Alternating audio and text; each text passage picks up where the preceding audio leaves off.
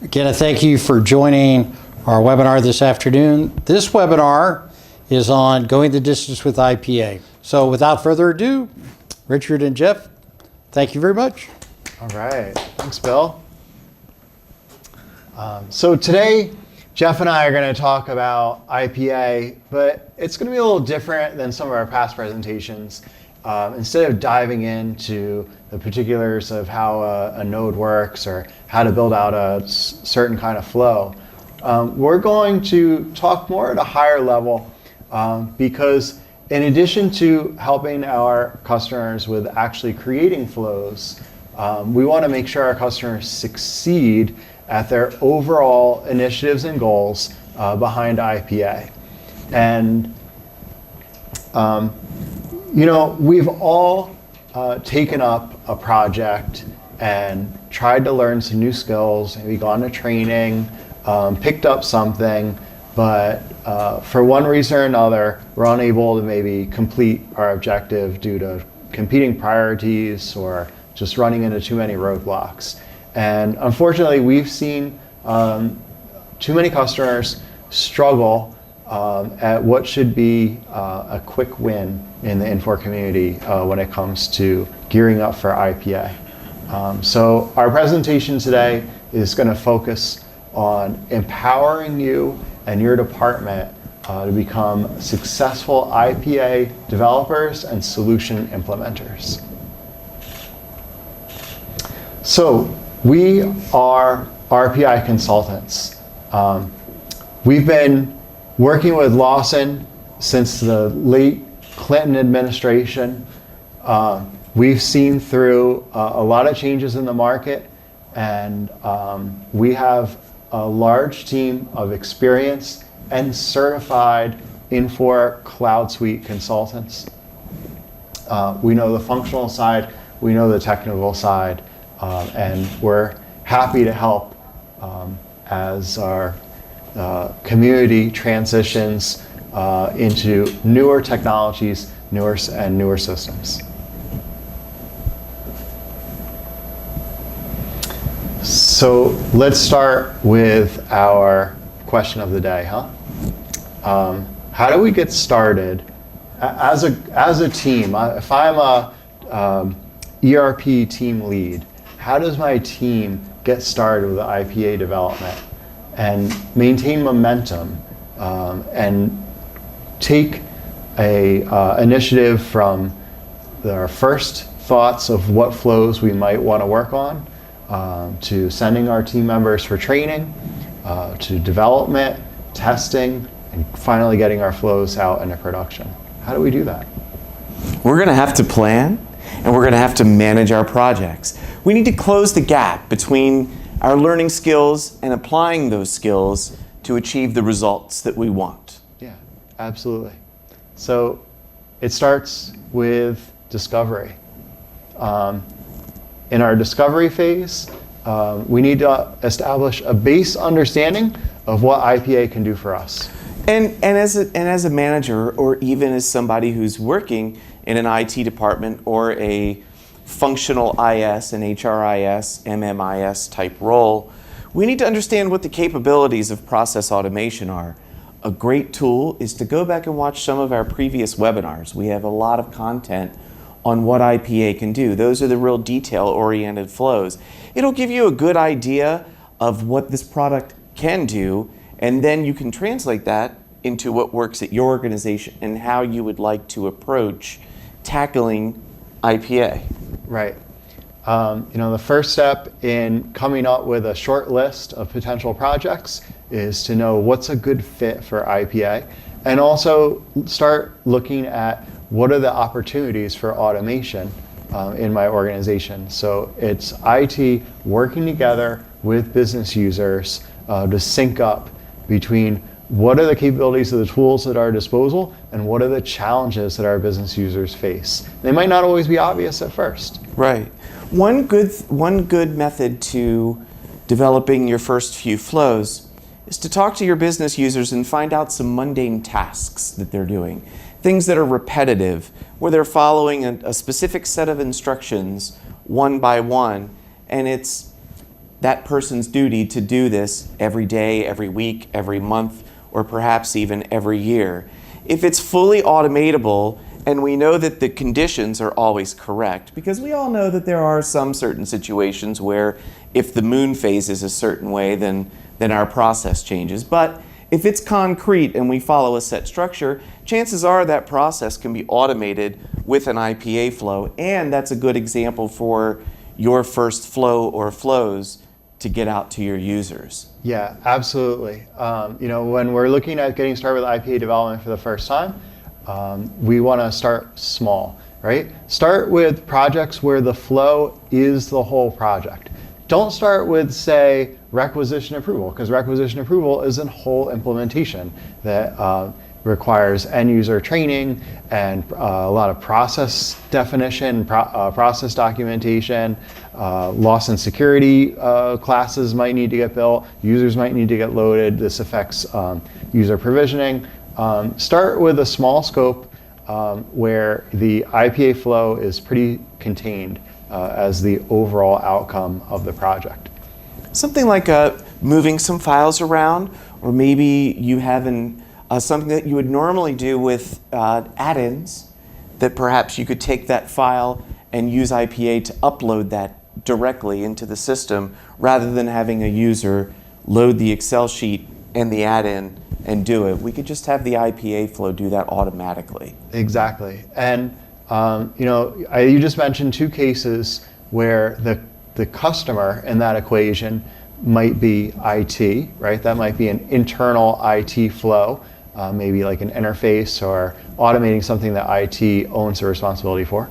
Or the customer might be a business user in one of the departments where you're taking a load off of that person's manual workload and automating it. We think it's important to focus on value-added activities when it comes to development and implementation. And what that means is basically play to your strengths. Who better than you to understand your business and your challenges and your data and your people and how to automate processes within that ecosystem. That's where you should focus your time and energy. And where consulting assistance could come in to help is for very challenging flow development work that we need to do that perhaps a consultant has already overcome that challenge. And one example I might bring up would be automating user account provisioning, right? Right. So how many times have we done a user account provisioning flow? I can't even count. Every one that we do builds upon all the work that we've done in the past. We're not writing from scratch every time, and even if we were, we could put that together pretty quickly since we know it in and out. So that's an area where I would say, why reinvent the wheel when there are others out there that already bring something to the table. So we talk a bit about requirements gathering. So one thing that you'll want to do is to go out to your business users and find out exactly what it is that they want. The two screen prints here, the one that is on underneath the word requirements, is more of an interface flow. We have a file coming in, we have certain things that we need to do. Your users probably know what to do with these files. They go in, they see an employee, they look it up, they get the data, and then they make a transaction to change that data. Graph that out. It'll help the developer fully understand what they need to do with the data, and then they'll have the tools from the IPA toolkit. The one on the right, under gathering, is more of a user automation flow. Where are we going to route this to our users? Here it's very, very clearly laid out how we're going to structure this approval flow in the world of HR in this particular example, and happen with each step along the way. Cool. So these are some screenshots of some actual project documentation. We're going to talk more about documentation later on in this presentation, but it's absolutely critical to document and agree upon what the requirements are of a flow before beginning work on that flow. So with our discovery phase complete, we can move on to one of the most exciting parts, and that is actually getting training, right? Getting our team brought up to speed on IPA development. And so what you want to do with training, you have a couple of options. You can have some training that is customized to you, working on your system, and where you actually workshop a project. That file, that automation of a task, that simple flow that you want, put that in. You could put that in your customized agenda. There are also generic classroom opportunities available to you if you want a more guided exercise.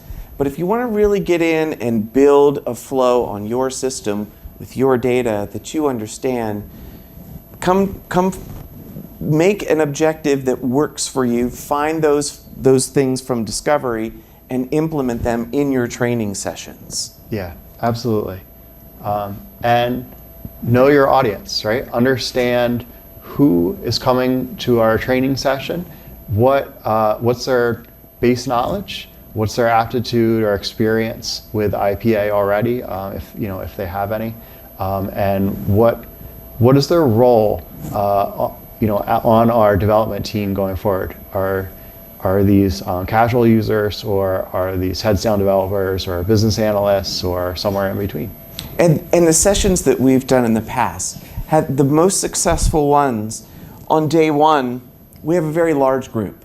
So we bring in the developers, we bring in the analysts, and we bring in the users for about a half a day. So that way the end users, the people who really aren't going to understand how to develop, they at least have an understanding of what process automation can do for them. It'll get their brain wheels turning just a little bit. But we can't keep them hostage for 3 to 4 days, because we're going to eventually get into some development tasks that are going to be a little bit above what they normally do. So then you dismiss them for half a day, and then you keep your core group of people, those that are really going to be in the product and using it, to learn the skills that they need to go back to those business users and talk to them intelligently about what they can do. But the business users also have a sense of what it is that can be done as well. Yeah. It is a great bridge between the two. Start large for just a little bit of time, and then go small. Yeah, that's certainly a pitfall that we've seen before. There is a temptation to put as many people in a training class as possible, especially when the cost of that training class is not per attendee. But honestly, the more people you have in a class, the slower that class is going to move, and that can distract from the smaller group that really needs to make a lot of progress over a short couple of days. All right, so with our training in the bag, let's talk about actually developing and implementing flows, right? And this is sort of the hardest part. This is where a lot of organizations kind of stall out, is right after training, because it's a big time commitment to go to training, especially full day training sessions, right? So what happens when you go to training is, as soon as you get back to work, you already have a backlog of things that you need to sort out, and it's just hard to find time, and can be hard to know where to start on a development initiative when the real world, a blank canvas, doesn't look exactly like what you were guided through in a training session. So let's talk about actually making real progress on development, and we're going to start by laying out an environment or a product line strategy for our development activities. So when it comes to training or development or testing, we recommend having a data area or product line that's dedicated for that purpose. One that we're free to make any changes into that we need, that we can load up prototype or sample data to meet certain conditions if we need it for testing a particular edge case. The environment that you've designated for for this work, and this can just be a product line, right, or a data area. And the complexity of it maybe depends on the footprint of your Infor solution, right? Because if you've got Lawson and global HR, and you want to do development on action requests, you might need both a global HR and S3 data area that are in sync in order to do full end-to-end testing.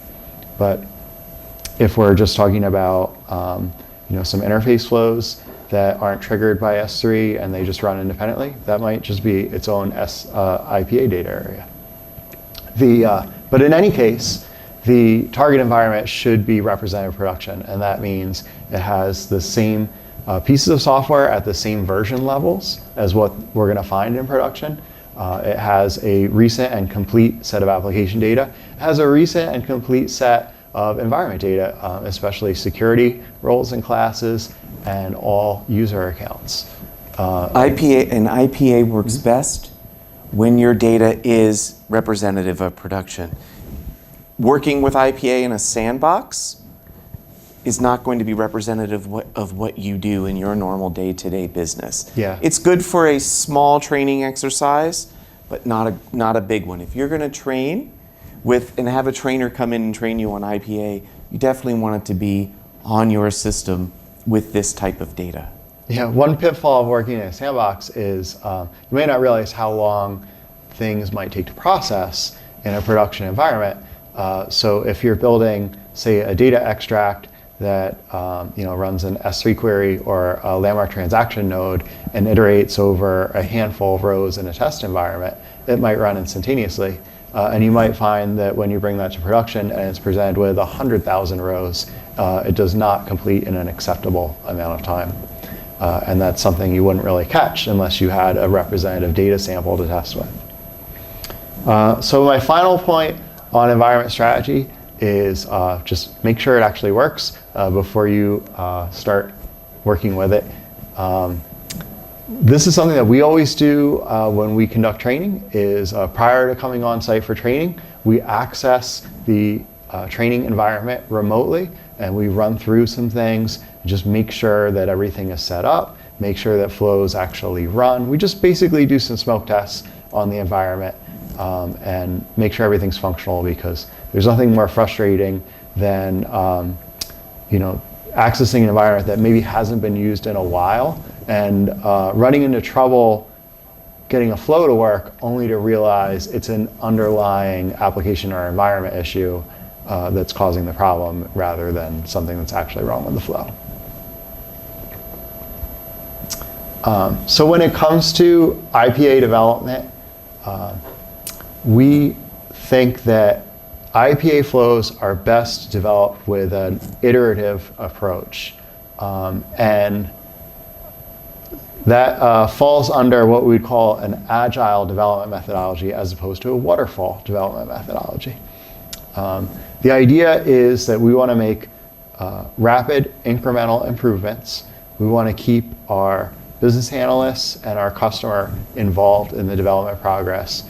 And we understand that our design can evolve as we start seeing our flow in action. And it will. It will. Now, it's important to maintain strong scope control and make sure that we adhere to our originally agreed upon requirements.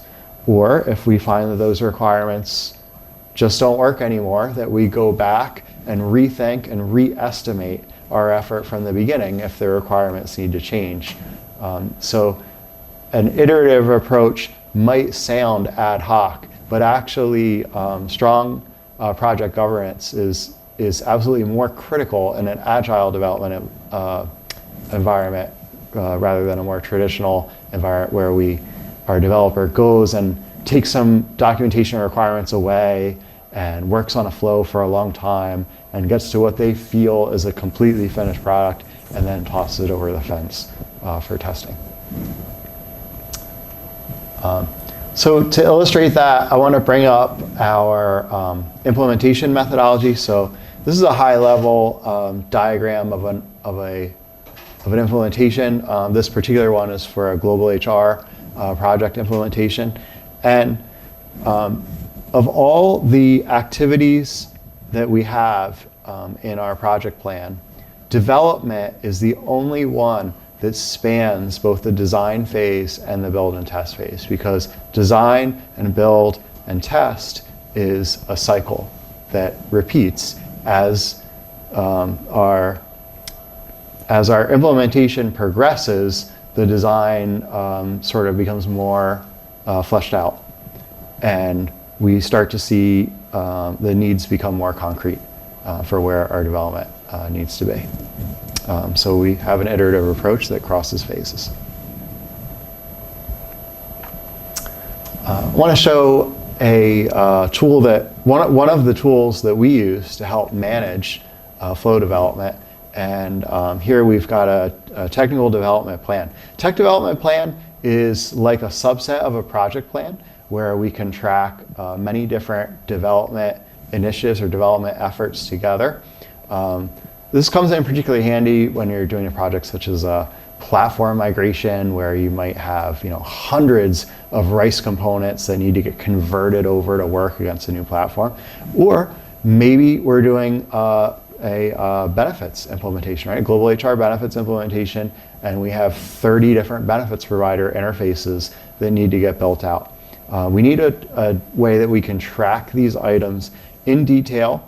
We want to be able to categorize them and show some characteristics about them.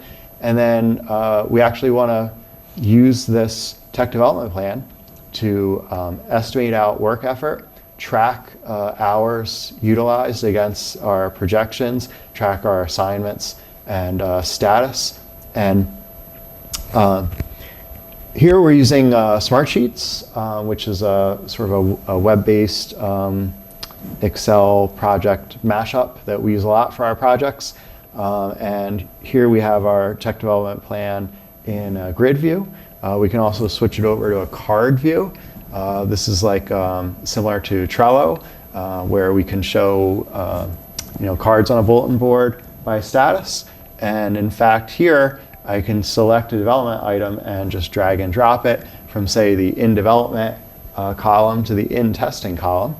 And then our tester can, add some notes, give some feedback, and if needed, we drag it back to in development and hand it back over to the developer to incorporate that feedback. Right. So how to be successful with your IPA implementation? As we've said in summary, you have to have that integration between the person doing the development and the people who understand the business. Ideally, you want somebody who really is kind of in the middle of those two doing your development, somebody who gets both sides of it. And that is possible. You're going to have some hardcore programmers, which they can do this as well with proper requirements and proper training and proper documentation, just all the things that we've laid out. But ideally, you want somebody that is in the middle. One of the biggest things that I can't emphasize enough is don't multitask when you're doing flow development. Mm-hmm. Especially in the beginning, it takes a lot of time. You want to devote at least 2 hours. It's not something you can do between conference calls or between meetings, whatever it is that you have.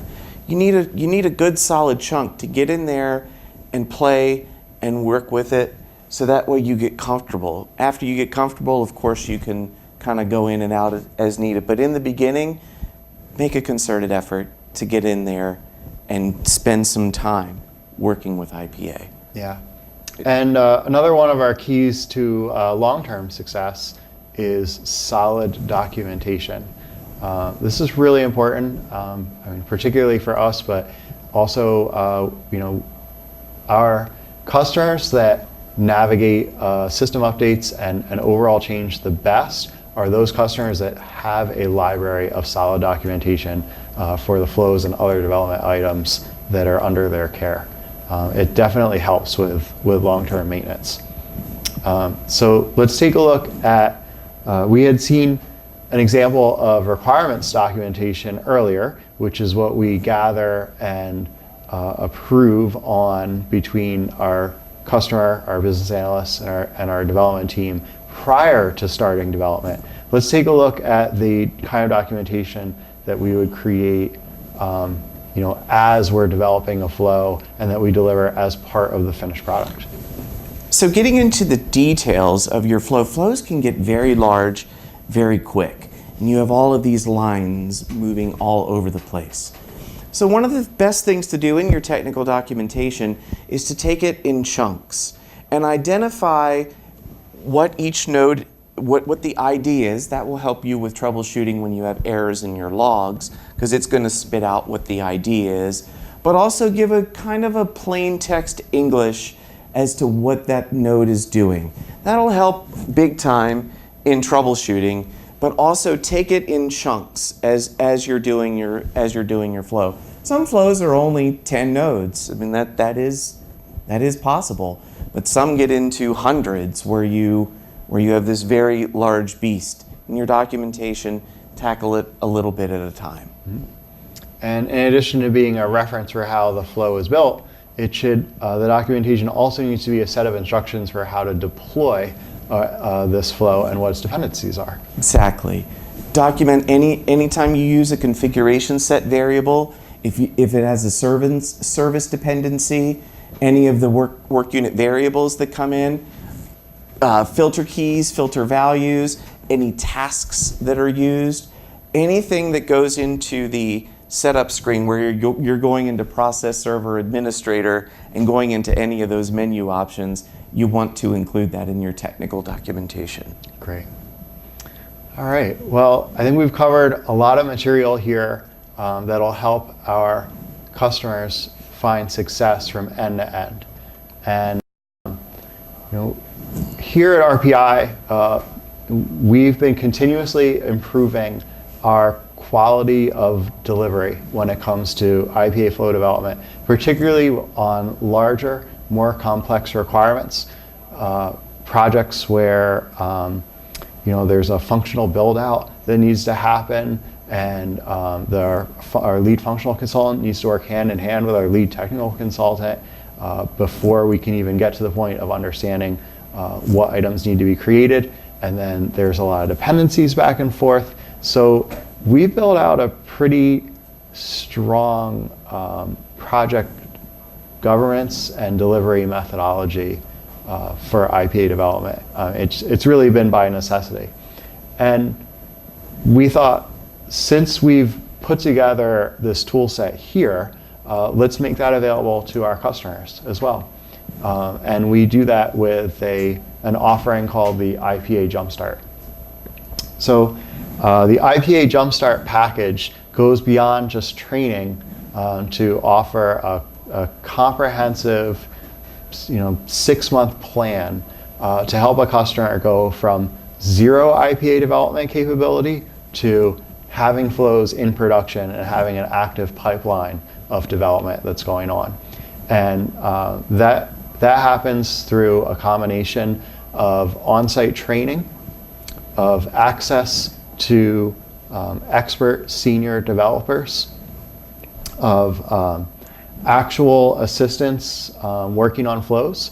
So, taking some of the load off of an internal developer for some of the most complex, difficult pieces of a flow, and having an expert just come in and work through those parts very quickly, as well as assistance with project management, and that includes both a project management resource, a project manager, who can help keep everything on track, as well as the whole tool set that we've built out here, document templates for all the different pieces of documentation that come into play, project plan templates, that sort of thing. So with our IPA Jumpstart offering, we go beyond a training session to really empower our customers to succeed with all their IPA projects. And if you're interested, please drop us a note. We'll be happy to set up a call to talk about how we can tailor that offering to your needs.